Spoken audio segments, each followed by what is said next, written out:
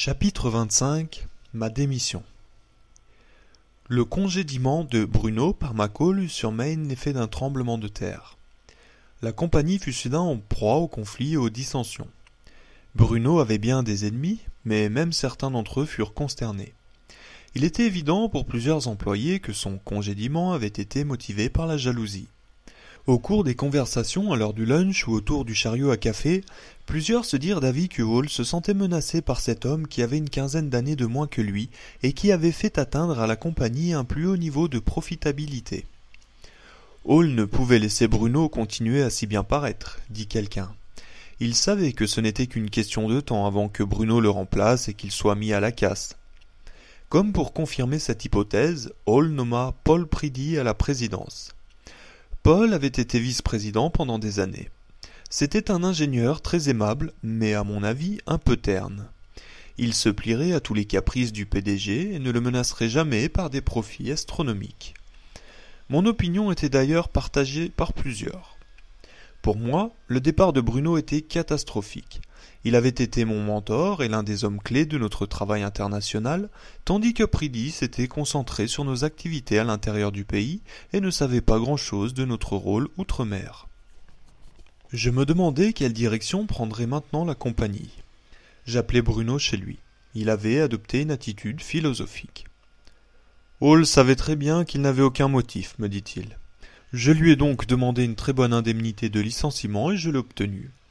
Comme il contrôle une énorme partie des actions de l'endroit au vote, je n'avais aucun recours contre sa décision. Bruno me dit qu'il considérait plusieurs offres de poste de direction que lui avaient faites des banques multinationales comptant parmi nos clients. Je lui demandai ce qu'il me conseillait de faire. « Ouvre bien les yeux, me répondit-il. Macaulay a perdu contact avec la réalité, mais personne ne le lui dira, surtout pas après ce qu'il m'a fait. » Vers la fin de mars 1980, encore sous le choc de ce congédiement, je pris des vacances aux îles Vierges en voilier. Une jeune employée de Maine, que j'appellerai Marie, m'y accompagnait.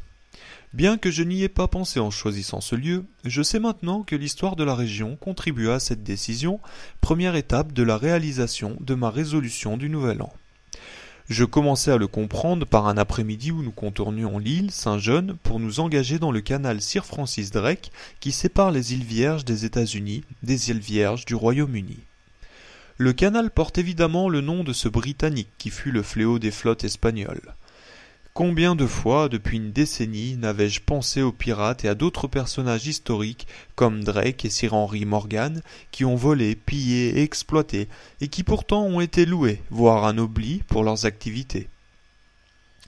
Comme on m'avait appris à respecter ces hommes, je m'étais souvent demandé pourquoi j'aurais dû avoir scrupule à exploiter des pays comme l'Indonésie, le Panama, la Colombie et l'Équateur. Un si grand nombre de mes héros, Ethan Allen, Thomas Jefferson, George Washington, Daniel Boone, Davy Crockett, Lewis et Clark, pour ne nommer que ceux-là, avaient exploité les Amérindiens, les esclaves et s'étaient appropriés des territoires. Je me servais de leur exemple pour étouffer ma culpabilité. Et maintenant, en m'engageant dans le canal Sir Francis Drake, voilà que je réalisais la sottise de mes rationalisations passées. Je me souvins de certains faits que j'avais trouvé commode d'ignorer au cours des ans. Ethan Allen a passé plusieurs mois enchaîné dans la cellule exiguë et fétide d'un navire prison britannique et ensuite dans un donjon d'Angleterre. C'était un prisonnier de guerre, capturé en 1775 à la bataille de Montréal, alors qu'il combattait pour cette même liberté que James Roldos et Omar Torrijos désiraient pour leur peuple. Thomas Jefferson, George Washington et tous les autres pères fondateurs avaient risqué leur vie pour ce même idéal. Leur révolution n'était pas gagnée d'avance. Ils savaient très bien qu'ils seraient pendus comme traîtres s'ils étaient vaincus. Daniel Boone, Davy Crockett ainsi que Lewis et Clark ont également affronté bien des difficultés et fait plusieurs sacrifices. Et Drake et Morgan. Je connaissais un peu moins bien cette période de l'histoire, mais je me souvenais que l'Angleterre protestante avait été elle-même grandement menacée par l'Espagne catholique. Drake et Morgan s'étaient peut-être livrés à la piraterie en attaquant les galions afin de frapper au cœur de l'Empire espagnol et de défendre l'intégrité de l'Angleterre plutôt que pour leur profit personnel. Alors que nous voguions sur le canal en manœuvrant au gré du vent, nous approchant des montagnes surgies de la mer, La grande île Satch au nord et l'île Saint-John au sud, je ne pouvais chasser ces pensées de mon esprit. Marie me tendit une bière et augmenta le volume de la radio pour mieux entendre une chanson de Jimmy Buffett. Malgré toute la beauté du paysage et l'ivresse de la navigation, j'étais en colère. J'essayai de me calmer en ingurgitant la bière. Ma colère persista. J'étais fâché contre moi-même d'avoir utilisé ces personnages historiques pour justifier ma cupidité. J'étais furieux contre mes parents et contre Tilton, l'orgueilleuse école privée juchée sur une colline, car c'est eux qui m'avaient imposé cette vision de l'histoire. Je décapsulai une autre bière. J'aurais tabassé Mac Hall pour ce qu'il avait fait à Bruno. Sur le canal Sir Francis Drake, un bateau en bois arborant un drapeau arc-en-ciel nous dépassa, ses voiles gonflées des deux côtés. Une demi-douzaine d'hommes et de femmes, des hippies en sarong de couleur vive et un couple entièrement nu sur le pont avant, nous lancèrent des cris en agitant la main. Il était évident, à les voir et à voir leur bateau, qu'ils vivaient à bord, en petite commune, comme des pirates modernes, libres et sans inhibition. Je voulus leur rendre leurs salutations, mais ma main refusa d'obéir, et j'étais paralysé par la jalousie. Marie les regarda s'éloigner de nous. « Aimerais-tu vivre ainsi » me demanda-t-elle. Soudain je compris. Ce n'étaient ni mes parents, ni Tilton, ni Mac Hall que je détestais. C'était ma vie. Je n'en voulais qu'à moi-même, car j'en étais le seul responsable. Marie me cria quelque chose en pointant le doigt à tribord. « La baie Leinster, me dit-elle en s'approchant de moi. Notre mouillage de ce soir. » Elle était là, sous nos yeux, cette anse de l'île Saint-John où les bateaux pirates attendaient jadis le passage des galions. J'approchai le voilier, puis laissai le gouvernail à Marie et allai me poster sur le pont avant.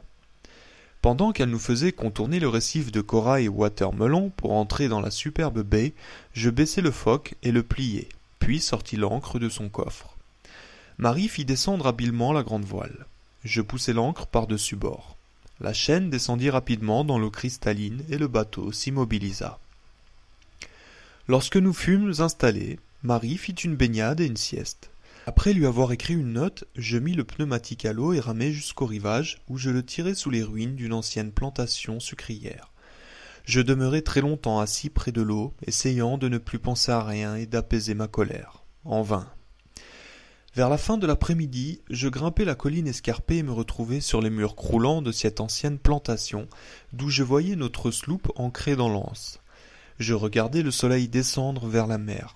Malgré le décor idyllique, je savais que cette plantation avait été le théâtre d'une misère indicible. Des centaines d'esclaves africains y étaient morts. On les y avait forcés, sous la menace des armes, à construire l'imposant manoir, à planter et à récolter la canne à sucre et à faire fonctionner l'équipement transformant le sucre brut en ingrédient de base du rhum. La tranquillité du lieu cachait son passé empreint de brutalité, tout comme elle dissimulait la rage qui m'habitait. Alors que le soleil disparaissait derrière une île montagneuse, une immense arche magenta se déploya dans le ciel. En regardant la mer s'assombrir, je compris que j'avais été moi-même un esclavagiste. En travaillant pour Maine, je n'avais pas seulement amené des pays pauvres à s'endetter pour les attirer dans l'empire global. Mes pronostics gonflés n'étaient pas qu'un simple moyen d'assurer que mon pays ne manquerait jamais de pétrole, et mon statut de partenaire ne visait pas à augmenter la profitabilité de la firme. Mon travail avait aussi des conséquences sur des gens et sur leurs familles, des gens semblables à ceux qui étaient morts en construisant ce mur sur lequel j'étais assis, des gens que j'avais exploités.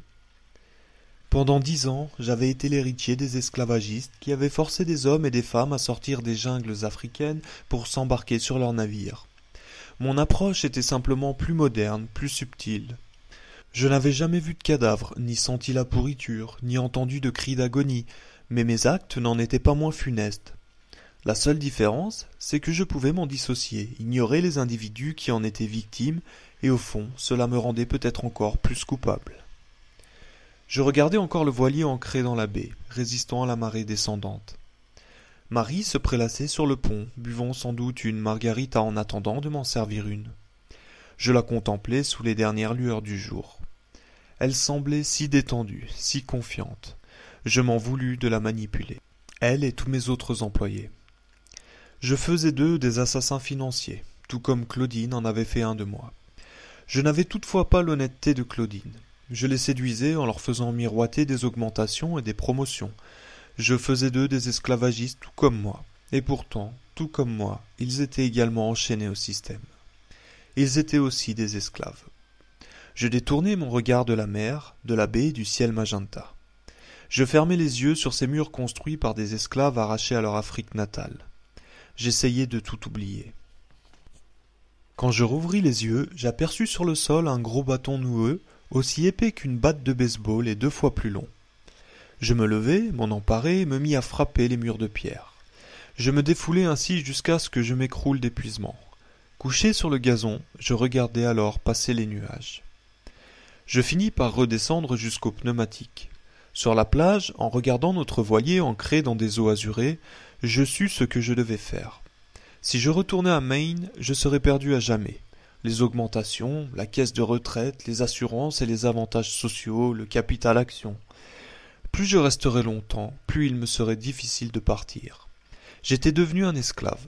Je pouvais continuer à me faire violence, comme j'avais fait à ces murs de pierre, ou bien je pouvais m'évader. 2 jours plus tard, je rentrai à Boston. Le 1er avril 1980, j'allai voir Paul Preedy dans son bureau et lui remis ma démission.